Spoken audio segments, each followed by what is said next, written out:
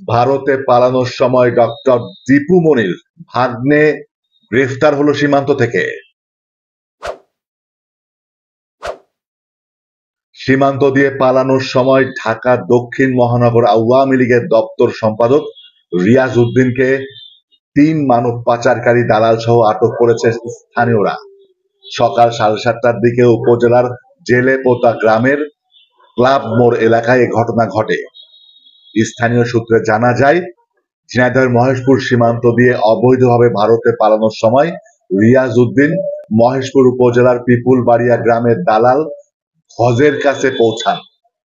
এ সময় দালাল চক্রের সদস্যরা তাকে জিম্মি করে কয়েক ধাপে মোটা অঙ্কের টাকা দাবি করে। টাকা দিতে ব্যর্থ হলে 2 দিন ধরে তাকে আটক রেখে হত্যার হুমকিও দেওয়া হয়। সকালে মোটরসাইকেলে করে তাকে শহরের দিকে নিয়ে আসার সময় সুযোগ পেয়ে রিয়াজ উদ্দিন লাফিয়ে পড়ে চিৎকার শুরু করেন। তার ডাক শুনে স্থানীয়রা এগিয়ে এসে মোটরসাইকেলে থাকা 2 দালাল সহ রিয়াজকে আটক করে।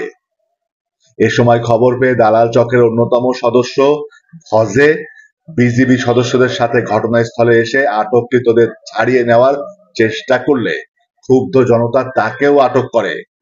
পরে বিজিবি সদস্যরা আটক দালালদের নিতে চাইলে স্থানীয়রা বাধা দেন এবং থানা পুলিশে খবর দেন। পরে মহেশপুর থানা পুলিশ ঘটনাস্থলে পৌঁছে রিয়াজ উদ্দিন ও 3 দালালকে উদ্ধার করে থানায় নিয়ে যায়। আটককৃত আওয়ামী লীগের দপ্তর সম্পাদক রিয়াজ উদ্দিন সম্পর্কে ডক্টর দীপু মনির আপন ভাগ্নে।